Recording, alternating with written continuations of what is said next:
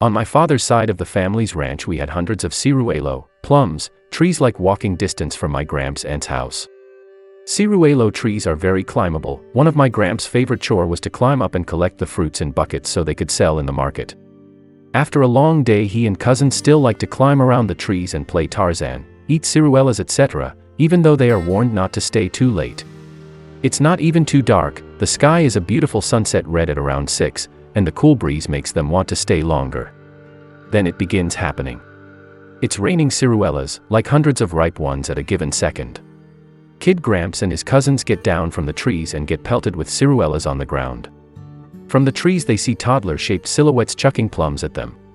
Like a few dozen toddler gnomes swinging and pelting shit at them in the red dawn sky, Kid Gramps and cousins run back home, still getting pelted by plums meters away from the trees. Oh, that is the Chaniques, Gramps aunt explained to him. They are like little men who live in the woods and probably do own the whole place. Gramps and cousins from time to time get pelted when they walk in the tall grass areas. Sometimes their homes get pelted with ripe plums during the sunsets, when their homes are like kilometers away from the nearest ciruelo. Little Duende fell in love with my great-grandaunt once, back then when she was a 20-ish looker. Sometimes at night she felt like some tiny hands were grabbing her ass. Her father didn't like that, so she waited while she was sleeping on a hammock and waited for the Duende to come, caught the pervert in a sack and beat him against the tree.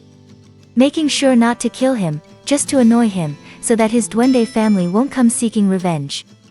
Pervert Duende learned his lesson and my great-grandaunt Luz was never molested again. Ranch party celebrating quinceañera. Boys hate that stuff, so the elder ones slip out and go walk towards store for snacks. Get back from store on the way there, two figures on the road. Coming near it becomes extremely clear that it's like two midgets in a coat situation, like 4 midgets total. They get out a hearty chuckle and even go up to shake their hairy hands. At handshake distance they find out it's 3 midgets in each coat, rolling on the floor laughing. Like really good dunes just like to play these tricks. Later find out that uncle's good expensive coats were stolen while drying out. Just one short one then. Uncle drives building materials with truck going from village to village. One night gets window smashed in with flying rocks. Hijo de puta, those little pricks I will show you brat. Takes rifle and chases after giggling midgets in the dark. Shots fired. Comes back to truck and sees the wooden loads burning in a fire. Filipino here, Duende stories are also common in the Philippines, even had a popular movie back in the 80s. They appear in different colored clothes depending if they are kind or somewhat evil.